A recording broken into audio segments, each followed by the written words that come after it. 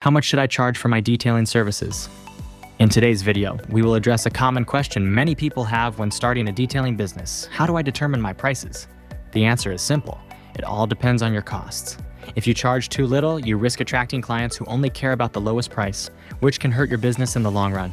Remember, clients who value quality service are willing to pay for quality work. It's essential to value your skills and set prices that are fair to both you and your clients. To build a profitable business, you need to understand the balance points of your operation. This means knowing your break-even point, where your income covers your expenses. Without a clear understanding of your costs, your services, this is a common reason many businesses fail. Avoid this mistake by using our estimate sheet that we have developed to help you learn your expenses and set your prices strategically. This way, you can ensure your business remains sustainable and profitable. Our sheet is not only designed for car detailing estimates, but it will work for any service you offer. In this video, I will be explaining how to input the proper information in our estimate form to help you calculate your break-even point, and you can add your desired profit as well. The form has 3 sections: fixed cost, variable cost, and cost of the project. All these pages are combined. The fixed cost is all the payments you have to run your business. We are going to start with fixed cost.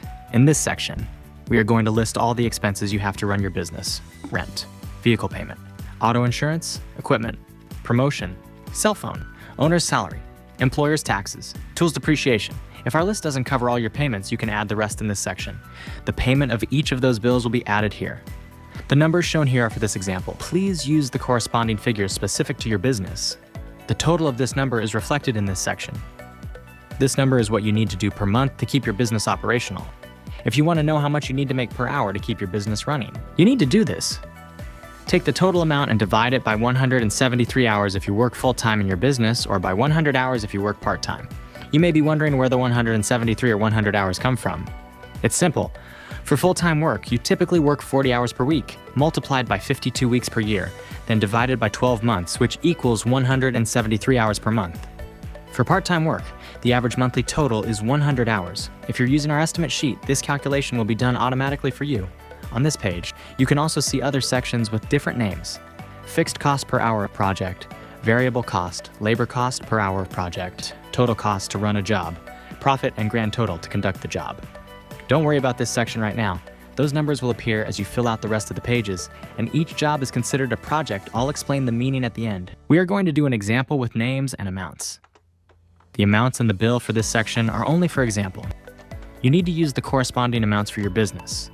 Also, we are going to add the owner's salary, employer taxes, and tools depreciation.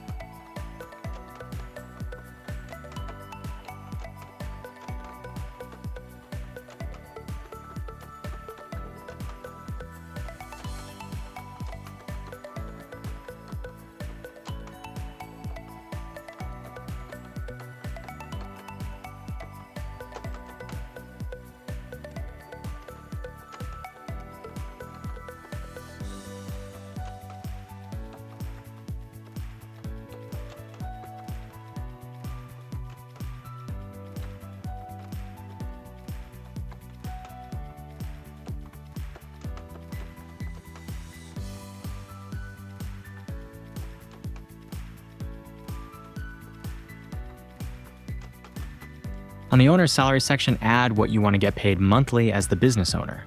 Don't forget to include the employer's taxes. This is based in California, and the taxes for the employer in this state are about 15%.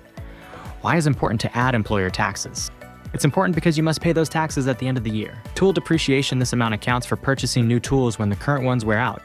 Use your judgment to estimate the depreciation amount that suits your business. Promotion is the cost you have to advertise your business. For example, business cards, website, or promotion ads. If you're a mobile only, add your vehicle and insurance payment and leave the rent at 0, but if you have a shop, leave the vehicle and insurance payment at 0 and add the payment of rent. For this example, we are going to focus on mobile service. Let's continue with the next section, variable cost. This section covers expenses that are gained based on production or incurred only when you perform specific jobs. In this section, we will be making a list of all the expenses you have when doing a project. Gasoline, products in general. If there are additional items not listed, you can add more. Calculating expenses for a job can be challenging since many people purchase products in bulk by the gallon to save money. However, let's estimate the average cost for the products used. An average can be $45 for the products for detail, but it can be more. Let's continue with the second section of the variable cost, salary of employees. It's essential to know how many employees will be working on this project.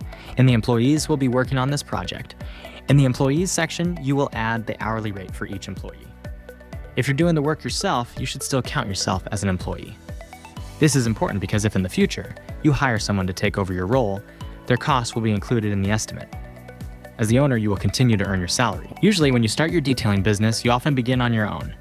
For this example, only one employee will be working on this project, and let's say the employee will be making $17 an hour. Additionally, be sure to include employer taxes for this calculation. We will use 15%, which is about the rate for employer taxes in California, and don't forget to add the rate for workers' comp. You already added the salary of the employee. As you can see, your employee doesn't cost you $17 anymore now. The cost of your employee is higher. Let's continue with the cost of the project. On this page is where everything comes together. First, let's add the number of hours working on the project. For this example, we are going to say that we will be working 3 hours on this project. The other information you need in this section will be the percentage of profit you want from the project. We are going to add 40% of the profit. Probably you are asking what those numbers mean. Well, the fixed cost is what you must make for those 3 hours to cover your fixed cost bills. Variable cost is the amount you must charge to cover your expenses of the variable cost. The numbers on labor cost are how much will cost you per those hours of labor. The number cost of the project is a combination of fixed cost, variable cost, and labor cost. This number indicates your break-even point. The number on price charged for the project is what you should charge for the job with a 40% profit. There's a price for working full-time and working part-time in your business. In the page, there's a breakdown of your potential profit based on various percentage margins. Our estimate form is designed to provide suggestions for your estimates of any service you offer. Thank you for watching. I hope this video has been useful in helping you make better decisions for your business and in understanding what you need to keep your business profitable.